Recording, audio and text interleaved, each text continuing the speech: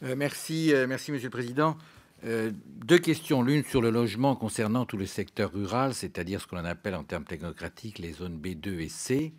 Jusqu'à présent, nous n'avions pas d'aide pour l'investissement locatif. Nous ne disposions pas du Pinel. Il y avait eu des petites évolutions qui, hélas, sont abandonnées aujourd'hui. Mais nous avions l'accession à la propriété. Et d'ailleurs, on nous disait, vous n'avez pas le Pinel, mais vous avez des possibilités d'accession à la propriété. Celui-ci disparaît en neuf, puisque le prêt à taux zéro disparaît pour le neuf dans ces zones concernées. Et il disparaît également, on en a beaucoup moins parlé, mais ça me semble tout aussi important, l'APL accession, c'était en moyenne un crédit de 155 € qui était alloué aux ménages concernés. Donc, qu'est-ce qui va se passer dans ces zones? D'une part, les investisseurs n'y viendront pas, puisqu'ils n'auront aucun avantage à y venir, ils iront ailleurs. Et d'autre part, les accédants à la propriété, même des gens relativement modestes pouvaient accéder à la propriété dans ces zones, vu le prix du terrain relativement bon marché, à la condition qu'il y ait un prêt à taux zéro. J'ai interrogé, moi, mes banquiers de base, et ils me disent très clairement que l'essentiel des prêts qu'ils accordent sont des prêts à taux zéro, éventuellement complétés par des prêts au prix du marché, mais en tout état de cause, le prêt à taux zéro est indispensable. Donc, qu'est-ce qui va se passer dans ces zones? Ça va être l'arrêt de la construction.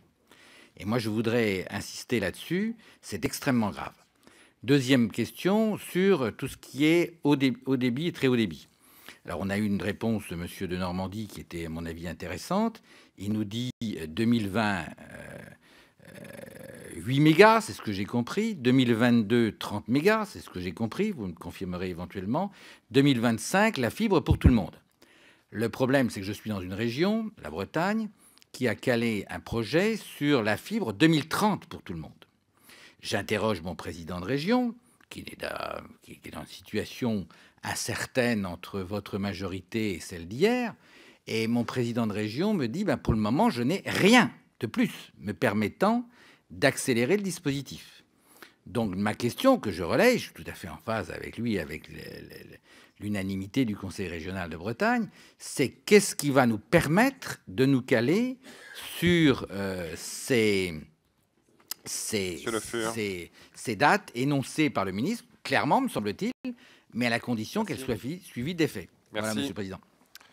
Monsieur Castellani s'était inscrit, je pense qu'il est absent. Je vais donc donner la parole pour